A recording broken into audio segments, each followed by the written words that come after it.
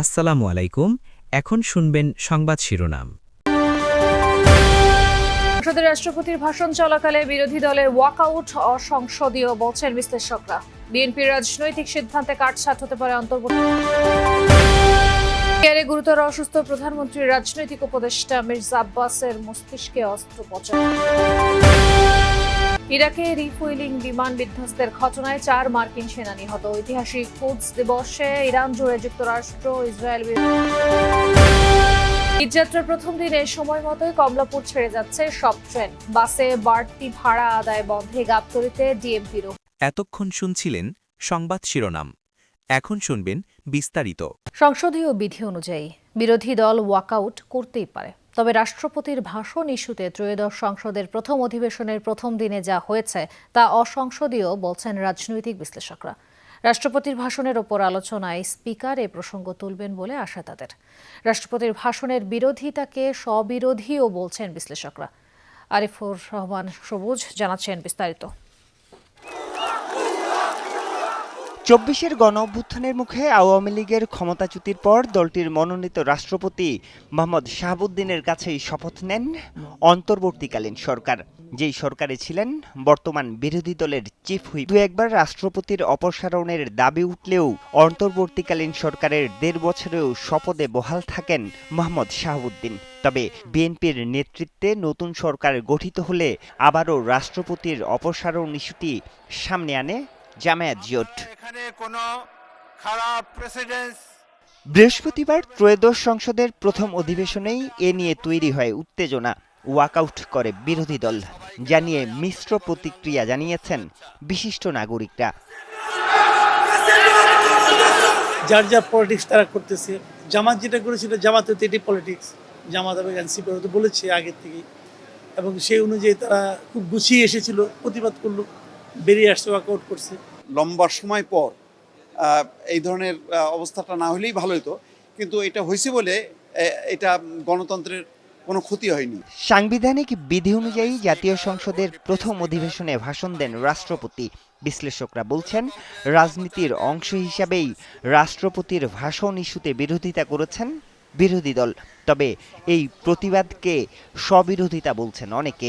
গত ২৫ বছর রাষ্ট্রপতির সকল কার্যক্রমের মধ্যে আপনি ইনভলভ ছিলেন, সুতরাং যারা আপনারা ইনভলভ ছিলেন, আমরা সবাই ইনভলভ ছিলাম, তাহলে আমরা আবার হঠাৎ করে একটা আনুষ্ঠানিকতার মধ্যে কেন মানে অসৌজন্য দেখাবো? রাজনীতিতে এরকম বহু দ্বিচারিতা আপনি পাবেন, বরং এটা রাজনীতির অন্তর্গত একটা পরিভাষা, দ্বিচারিতা, যে সকালে একরকম কথা, বিকালে আরেক রকম কথা হবে। সুতরাং এইটা রাজনৈতিক বাস্তবতারই অংশ।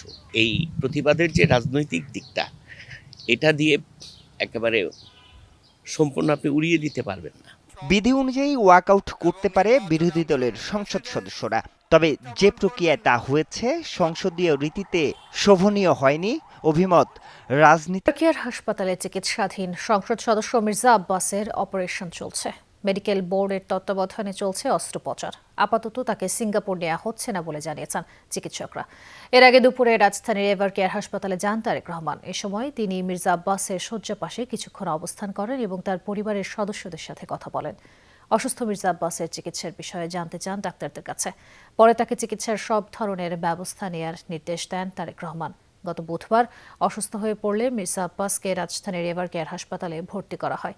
বিএনপি জামায়াতের নেতারা তাকে দেখতে যান। কেয়ার হাসপাতালে চিকিৎসাধীন সংসদ সদস্য মির্জা আব্বাসের অপারেশন চলছে। মেডিকেল বোর্ডের তত্ত্বাবধানে চলছে অস্ত্রোপচার। আপাতত তাকে সিঙ্গাপুর নেওয়া হচ্ছে না বলে জানিয়েছেন চিকিৎসকরা। এর আগে দুপুরে রাজধানীর এভার কেয়ার হাসপাতালে যান তারেক রহমান। এ সময় তিনি মির্জা আব্বাসের শয্যা পাশে কিছুক্ষণ অবস্থান করেন এবং তার পরিবারের সদস্যদের সাথে কথা বলেন। অসুস্থ মির্জা আব্বাসের চিকিৎসার বিষয়ে জানতে চান ডাক্তারদের কাছে। পরে তাকে চিকিৎসার সব ধরনের ব্যবস্থা নেওয়ার নির্দেশ দেন তারেক রহমান। গত বুধবার অসুস্থ হয়ে পড়লে মির্জা আব্বাসকে রাজধানীর এভার কেয়ার হাসপাতালে ভর্তি করা হয়। বিএনপি জামায়াতের নেতারা তাকে দেখতে যান হাসপাতালে। ইডার কেয়ার হাসপাতালে চিকিৎসাধীন সংসদ সদস্য মির্জা আব্বাসের অপারেশন চলছে। মেডিকেল বোর্ডের তত্ত্বাবধানে চলছে অস্ত্রোপচার। আপাতত তাকে সিঙ্গাপুর নেওয়া হচ্ছে না বলে জানিয়েছেন চিকিৎসকরা। এর আগে দুপুরে রাজধানীর এভার কেয়ার হাসপাতালে যান তারেক রহমান। এ সময় তিনি মির্জা আব্বাসের শয্যা পাশে কিছুক্ষণ অবস্থান করেন এবং তার পরিবারের সদস্যদের সাথে কথা বলেন। অসুস্থ মির্জা আব্বাসের চিকিৎসার বিষয়ে জানতে চান ডাক্তারদের কাছে। পরে তাকে চিকিৎসার সব ধরনের ব্যবস্থা নেওয়ার নির্দেশ দেন তারেক রহমান। গত বুধবার অসুস্থ হয়ে পড়লে মির্জা আব্বাসকে রাজধানীর এভার কেয়ার হাসপাতালে ভর্তি করা হয়। বিএনপি জামায়াতের নেতারা তাকে দেখতে যান হাসপাতালে।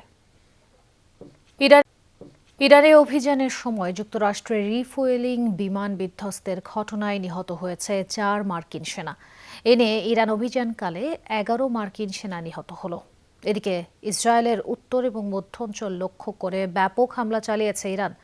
জার্জির এলাকার একটি আবাসিক এলাকায় ইরানি মিসাইলের আঘাতে আহত হয়েছে অর্ধশত ইসরায়েলি।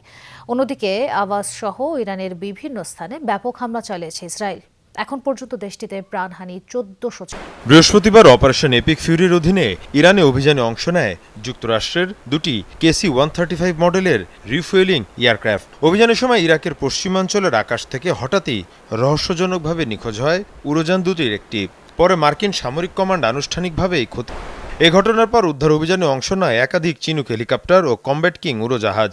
প্রাথমিকভাবে এটিকে দুর্ঘটনা হিসেবে দাবি করে বিবৃতি দেয় মার্কিন সেন্টকম। জানানো হয় বিমানটি বিধ্বস্ত হয়ে নিহত হয়েছে 4 মার্কিন।